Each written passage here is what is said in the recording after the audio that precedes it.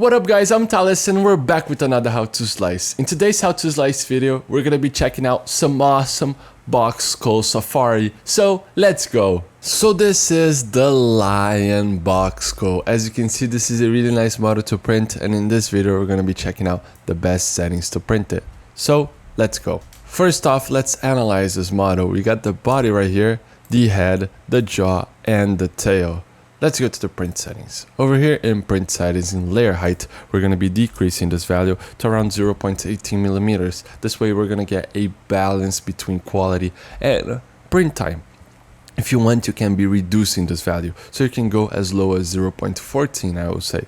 But it's going to take more time to print, and sometimes the quality is not going to get much better that it's worth reducing and increasing the time. So it may vary, so feel free to choose this value as you want. If you want a faster print and sometimes not going to change too much of the quality, you can be printing at 0.20 millimeters.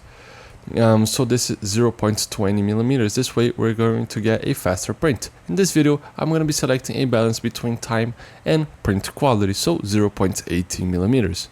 For vertical shells, I'm going to be selecting 3. So this way I'm going to get a really rigid and stable model so we can play and it's not going to break. We don't want our box code to break while we're playing. So a 3 vertical shell, it's going to leave a really solid model, so it's not gonna break. For our infill, we're gonna be increasing to 12%, just so we can get a dense model and a infill pattern of gyroid. Gyroid's a really nice infill pattern because it prints in waves, so your printer never goes on a straight line. This reduces the chance of resonancy, and it reduces the chance of your print failing while printing the infill. So let's go to skirt and brim, and this is let's analyze if this model needs brim. So brim is a really nice feature to increase the surface contact to the build plate. So as you can see, the surface of this body right here in this region is quite small because he doesn't have the biggest arms and legs actually, right, because it's a lion. But right here we got a really not the best surface of contact. So a brim increases the contact. So as you can see right here in the jaw, it increases the area of contact. So it provokes a really nice feature to avoid your printing unsticking from the build plate and falling off or failing your print. But for articulated models as this one, the connections, if you add a brim, they're quite hard to remove, and sometimes it removes the effect of your print having an articulation because it glues. So it's not well recommended that you add brim to articulated models. So what we're gonna do is a really nice tip for you that want to print a box skull or articulated model. It's to always clean your build plate.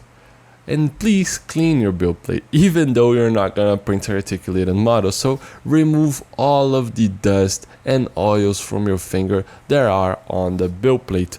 This impacts a lot the bed adhesion and is going to avoid your printing unsticking from the build plate. So you can use detergent, isopropyl alcohol. There's a lot of ways to clean your build plate, and please do, so your prints can stick to the build plate and avoid them going and they unsticking from the build plate. And please make sure your printer is well calibrated and well leveled, because an unleveled printer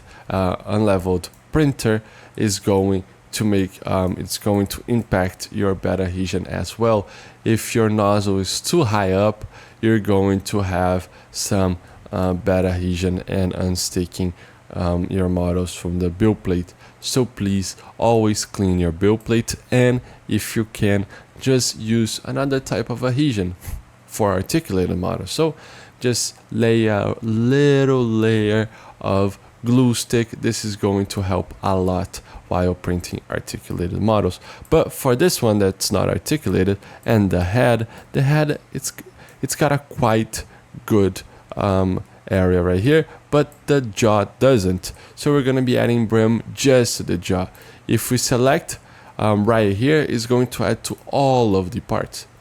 To add just to the jaw, we can just right click, add settings, skirt and brim, brim type, brim width. So this way we're going to add brim just to the jaw, and it's going to avoid it unsticking from the build plate. So let's just select OK.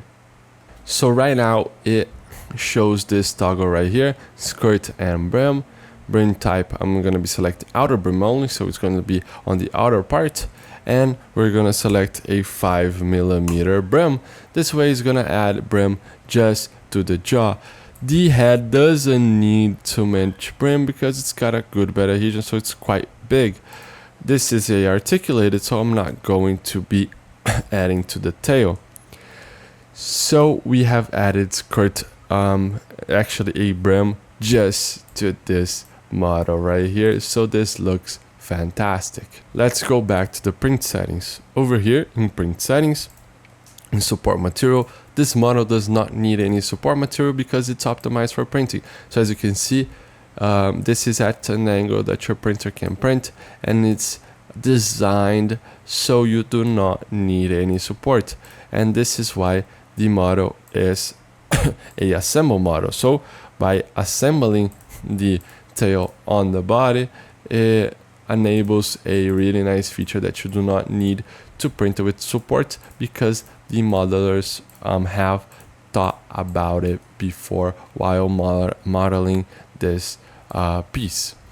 As for speed, we do not need to reduce too much of the speed. You can print at your standard print speed on Babolab printers, but if you have a printer that's not well stable, I would recommend reducing a little bit of the speed on small perimeters, just so we can get a better quality print on small parts that need a little bit of time to cool down and to print slowly.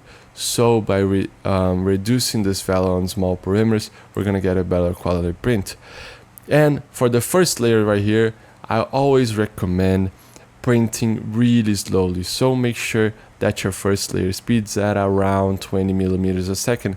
For Babolab printers, you can select 50mm, 40mm is fine, because the first layer is the most important layer, because all of the other layers are going to go on top of this one. If this one's not correctly, the other ones are not. They're not gonna be. So please make sure your first layer speed is not too fast. So let's just slice and take a look. So as you can see, we have sliced and it looks quite nice. It's gonna take 8 hours and 6 minutes to print. If we go down the layers, you'll see that it's going to print in gyroid fantastically. We have added custom brim just to the jaw that really needs it. And over here in speed, you'll see that it reduces the speed while printing small perimeters. So this is gonna make sure we get a good quality print. And as you can see, our first layer is going to be at around 20mm a second, just so we can get that best first layer print. So the models are ready to print. Make sure to check out stlflix.com for more models like this one, and I'll see you in another one. I hope you guys enjoy it. Those slicing videos are an initiative from STL Academy, which is the educational project from STLFlix. So if you guys want to learn more about 3D printing, you could check our description and look at STL Academy courses. And don't forget, see you guys at the next slicing.